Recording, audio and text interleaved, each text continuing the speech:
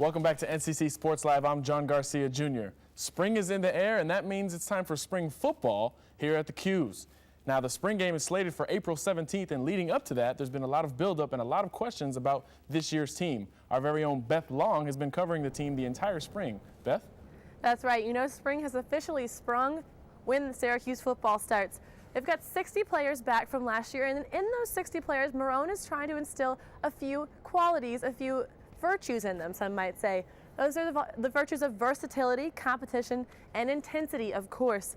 They've had some key losses at quarterback, wide receiver, and on the defensive line, but they have some new players that are looking to start anew and get things going. One of them is Ryan Nassib. He might be the man for the quarterback job here at Syracuse. Doug Marone's taking on a new role this year. He's offensive coordinator for the Orange, and of course, you have the quarterback controversy. This is Nassib. He's going to be up against Charlie Loeb.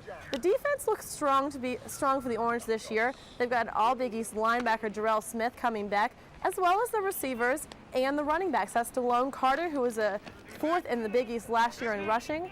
Now, Marone says that he thinks his players know what to expect this year, and that's been the difference.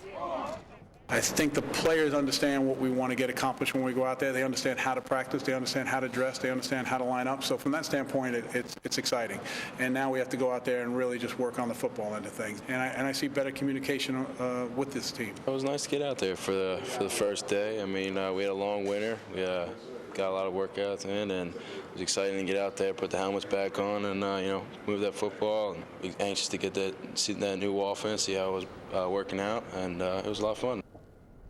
Now, Marone says there's competition at every position this year, and the competition is way more intense than it was last year. You know how he knows that? Well, he came out of a practice bleeding. That's right, Marone says that he had to break up a fight and his finger got cut, and that means that he can tell that there's a lot more intensity out on the field this year. And of course, competition just makes you better. Marone thinks that the team has made great strides since last year, but he hopes they'll make a few more strides before opening day in September.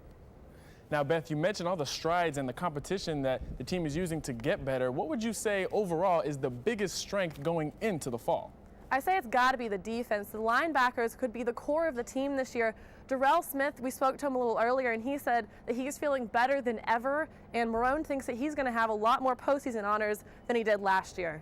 So you mentioned the defense, but what about on the offensive side of the ball, specifically at quarterback? As you mentioned, Greg Paulus is gone, and now it seems like Ryan Nassib's going to get the starting nod. What would you expect from the quarterback position, and is there another controversy brewing?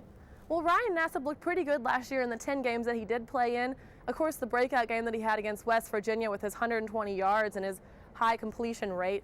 But Charlie Loeb, I think, is going to be a force to be reckoned with. He's not going to be, just pushed to the side. I think that you might see a lot of competition between the two, as Marone says he's stressing it, and he thinks both of them look really good right now, so it's a toss-up as to who will be on the field this fall.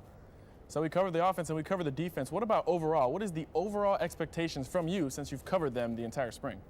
The overall expectation this year is to get to a bowl game, and I think they can actually do that this year. 6 wins is very possible, and I think we'll see that in the fall.